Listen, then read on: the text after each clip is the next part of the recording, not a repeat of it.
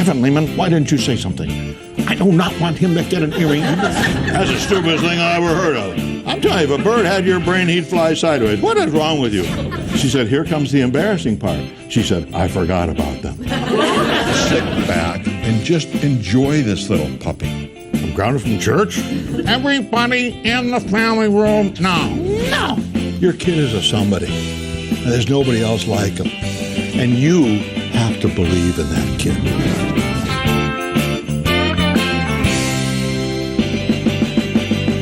Hi, everybody. This is it. I'm Dr. Kevin Lehman. We're going to be talking about Have a New Kid by Friday. You're the participant. You're going to use these little books to have a new kid by Friday. We got a 5-day plan for you to turn your kid around. His attitude, his behavior, his character. Now, that's a tall order. But I'm telling you, for those of you who are fighting the real things of life every day, you're going to enjoy Have a New Kid by Friday. Oh, and by the way, you're going to see some little vignettes. Any resemblance to you or your kids in these little vignettes is thoroughly coincidental.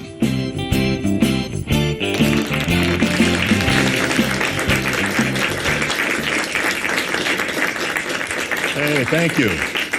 Thank you so much, and welcome to Have a New Kid by Friday. I have to tell you this, that these books are scams. Scams. Because you don't have to wait till Friday, okay? You could have a new kid by Wednesday. You could have a new husband by Friday, a new you. It doesn't take long. We've been duped in our society to think that behavioral change has to take a long time, see the shrink forever, and all those kinds of wonderful things. And I found that in my own life. I'm the father, by the way, of 5 kids, okay? So I'm an old grizzled veteran. Our last one, little Lauren, finally went off to college this year. So, I mean, take a good look at me. I'm near death, and the nest is finally empty. But I promise you that we're going to have fun in this series. You know, you got a study guide to use, and I want you to use that little puppy, okay, so that you end up becoming a better parent. And are you going to be a perfect parent? No. But Mrs. Uppington and I, well, that's my pet name for my lovely bride. Her name is Sandy, but I call her Mrs. Uppington because she is the classy one of the two of us. She's the firstborn. She knows exactly how life ought to be. She wouldn't be caught dressed like me ever. That's just the way it is. In fact, my fear is someday I'm going to be lying in my coffin and she's going to be peering over me saying, "You are not wearing that, Kevin Lehman." But anyway, I digress. Sandy and I have been married for 44 years in a row. And that's the hard part, you know, the in a row part. And with 5 kids, I mean, you learn a few things. Our oldest daughter, Holly, must have read the birth order book because she's the English teacher by trade. She knows what a dangling participle is, okay? And she's a principal of a tough school, you know, where the kids come from a little rougher neighborhoods than most, and parents aren't always the most engaged, and she does a great job. And she is married to Dean, and we love Dean. He's a perfect fit for Holly.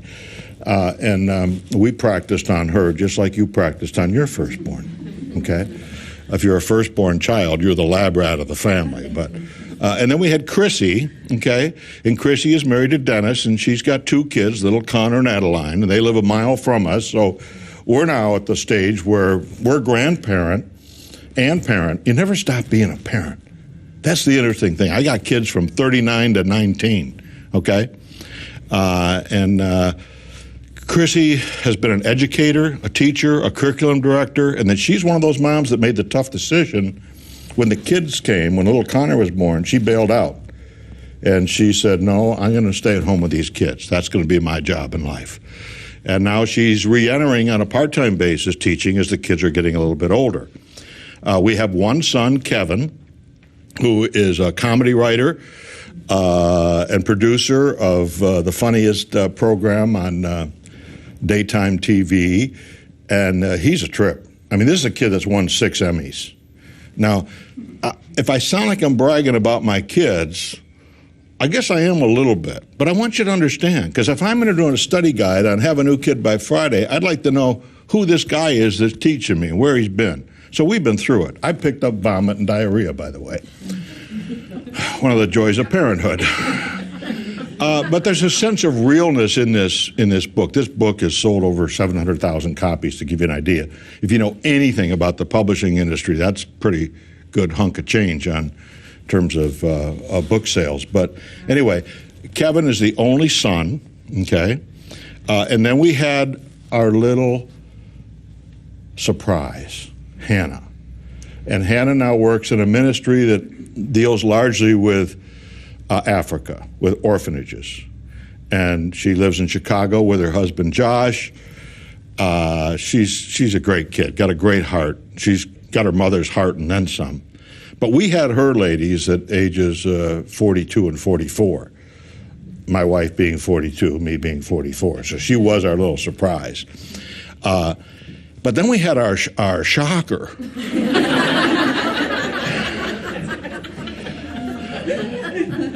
I wish I could remember her name. And Lauren just went off to university this year, and she won an $80,000 scholarship out the door. And that's a pretty good accomplishment for a kid these days, winning that kind of a scholarship. And she's in graphic design, which is, by the way, a firstborn and only born occupation. And there she is, the baby of the family. Well, is she the baby of the family? No. She's like an only child who has, let's see, 1, 2, 3, 4, 6 parents. Do you understand that? So we've been through that. And as a parent, let me tell you something. You're going to make mistakes. You're going to make mistakes just like the Lehman family made. I remember one morning I had run over my daughter's feelings, my firstborn daughter, Holly, big time. And I think I knew I was wrong at the time. And so she teared up and she looked at me and she said, "You know what you ought to do?" And show you how stupid I am. I said, "What?" She said, "You ought to read your own book." Ooh, that hurt. But what I'm saying is there's freedom here for you as a parent. You're not always going to do things right. You're not always going to do things by the book because you're subject to your emotions.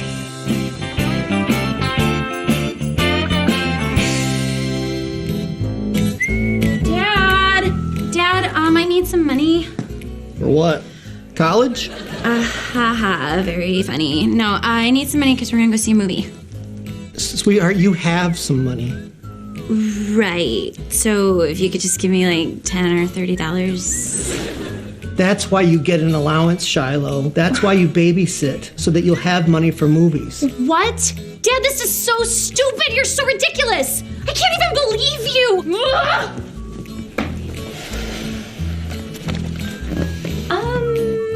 Can I borrow the car keys?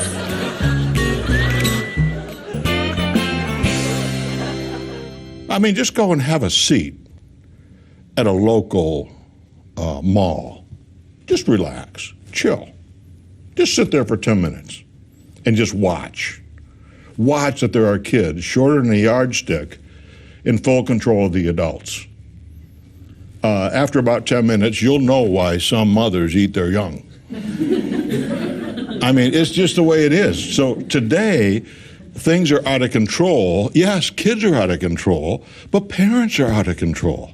We talk about how kids have changed. Well, parents have changed. And you've got a big job to do. Now, you have to hear this really clear, okay? A big job to do. And here's the problem. You've got a small window to pull this puppy off because they grow up awful quick. Someone once said children are like wet cement. I always loved that expression. Have you ever seen anybody work with wet cement? I mean, that stuff is malleable. You move it around. These guys put it, they call it mud, you know, the mortar. And they'll put it on this pie-shaped looking little sucker, and they can literally throw it on it. I mean, I'm impressed that anybody can build anything. I can't build anything. I'm still memorizing the names of the tools, so when my wife wants something, I know to bring her the right tool. But here's the point. Today's kids are unionized, okay? They have a game plan. And here's my question for you. Do you have a game plan? See, most of us don't have a game plan. And that's part of what we're going to accomplish and have a new kid by Friday. You're going to walk out of here, you're going to have a little attitude. But you're going to have a positive attitude that I can do this.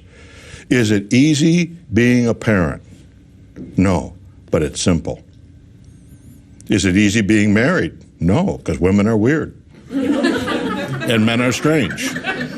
And by the way, God was the original humorist when he came up with this one, and the two shall become one. That's one of the funniest things of all God's word, I think. The two shall become one. Because, I digress. I love to talk about women and men. But kids today view reward as their right. Okay? You tell me, who brings the junk food home? You know, it's the parents. So you really have to take this to heart and realize that you have a lot more influence over your kids than you give yourself credit for. But I'm telling you, the ankle biter battalion is marching in your direction right now. Or the hormone group, you name it, okay? And they both have attitudes, and they both have a way of coming across that says, hey, listen, I'm in charge here. And we're going to tackle all those kind of things during this series. So I'm going to give you a plan that works, okay? And this is going to sound a little brash, but I guarantee it'll work. That's the fun part. I mean, it's fun to see, you know, the kids sort of, what's going on here? I mean, something's changing here. I mean, so many parents enter into this thing with an attitude of love, love, love. If I just love little Buford enough or love little Fletcher enough, everything will work out okay. Well, I got news for you. There's a wonderful biblical principle that says that love and discipline are inseparable. If you love your child, you will what? You will discipline your kid. But today's parents, I'm telling you, they want to be your best friend. If anybody who's ever read a Lehman book knows that they tend to be action-oriented, you know. And I've been speaking on this subject for so many years. And every place I speak now, I get introduced as a man of wisdom. They never said I had wisdom when I was young, and now I'm near death. I got wisdom. I think that meant we survived 5 kids. But, you know, I want to go back to those 5 kids because we got 5 kids who love God. We got 5 kids who love their parents. We love 5 kids who love and support each other. I'm telling you, as a parent, it doesn't get better than that. It just doesn't. And again, I'm not raining on somebody who's got, you know, 2 for 5 or 2 for 4 or 1 for 3, because that's the way it is. You can be a great parent and you can do a lot of things right, and you still got a kid that's out in left field or right field. And sometimes they don't grow up until they're in their 30s. Some parents never get to see the change in their kid's life. But the guarantee here is that if you apply these principles, boy, you got a great shot at turning things around. When I think of speaking in McCormick Place in Chicago, Illinois. You ever been to that sucker? It is one big place. And I was talking about disciplining kids, and there was a woman in the front row, and I can still picture her to this day, who had a red sweater on. And I had been talking about simple things in life, like what happens, Mom, when the phone rings in your home, and it's for you, and it's an old girlfriend you haven't talked to in ages, okay? And I was just saying, I don't know who notifies the kids that Mom is on the phone, so now it's time to create our dog and pony show that is designed to interrupt Mom. And all I was doing was sort of having fun with the audience, and I was going, well, hi, how are you? Oh, my goodness, it's so good to hear from you. Yes,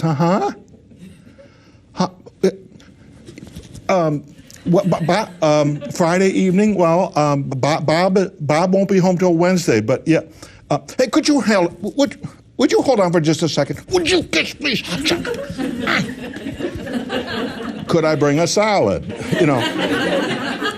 And all I was saying was, it seems to me that a parent ought to be able to talk on their telephone without the dog and pony show interrupting it. True? True, yeah. Okay, so I went through this whole thing of what to do in that situation. Well, this same woman afterward, I'll never forget her. she came up to me, and she was so excited. She said, I just loved this morning. It was wonderful. She said, I cannot wait for my kids to misbehave. I'm ready for them. And I think sometimes when we start this series, and again, we're just in the introduction, but parents get so excited after just hearing one lesson, they go home and they say something like, all right, everybody in the family room now. Starting tomorrow morning at 0800, things are going to be different in this home. Now, I would urge you not to do that. The tendency is to no, I want you to walk through this series and get it all in your head and get your game plan together so you're not going off half-cocked, okay? So that you have the plan in mind, and if you're lucky enough to be married, that husband and wife are on the same page. Because there's one thing that can torpedo what we talk about is having one parent in left field and one in right. And the kids, I'm telling you, they have parental-like instincts. They will absolutely tear you apart if they see that. And so I was talking about this way of dealing with this situation on the phone, and about a week later, and this goes way back. This goes back to pre-computer days, okay? We're talking a long time ago. But I remember I used to get, stacks of mail. I've done Oprah lots of times in my life. The people I've done, I'm outliving all of them. Phil Donahue, I'm so old I did Donahue. Oprah, Regis just got off the air. I'm outliving them all. I'm still working for a living. But anyway, I was just talking about this situation, and this lady sends me a little shoebox card. I'm going through the mail. I see the Chicago suburb. And I said to myself, intuitively, I said, I know who that's from. I decided to open it up first. Dear Dr. Lehman, I don't know if you remember me or not, but I was in the front row and I had a red sweater on. I thought, lady, I remember you. And she said, I got home that day, and it was ironic because that afternoon, I've got a phone call from a girlfriend I hadn't talked to in ages. And I started talking to them, and just like you said, they did their little dog and pony show. But she said, I did exactly what you said to do. Now, when I read that, I always get a little nervous because you don't know how people are going to react to that. She said, I got on the phone and I just put the phone down and I said, would you excuse me? I took little Brian and Ainsley and I put them outside and I closed the door and I locked the door. She said, here comes the embarrassing part. She said, I forgot about them. It was some 40 minutes later when I just looked through the kitchen and out to the patio and I saw a little hand on the window and I said to my girlfriend, I said, excuse me, I forgot something. And the kids had found an old brown paper bag, like a grocery bag, and they had written with a dull pencil. And it tore it off like a shape of an oak leaf, like this. And at the top it said, Mommy, we love you. And then at the bottom it said, can we come in now? And it was just, I sent it back to her. I said, you got to put this in the kids' scrapbook someday. And by the way, it was Chicago in the month of March. And she went on to say that the next time the phone rang, they came to the central part of the house where the main phone was located and sat in opposite chairs with their arms folded. So what we talk about in this series is going to be action-oriented discipline. It's not going to be mamby-pamby type of discipline where we talk about how everybody feels about the situation. We're going to be action-oriented, okay? We're going to try to get resolution on about everything we deal with. So I'm going to give you a 5-day plan. I'm going to start on Mondays, and we're going to talk about a strategy that the kids have. Again, they view reward as their right, okay? They have a strategy, and the question is, do you?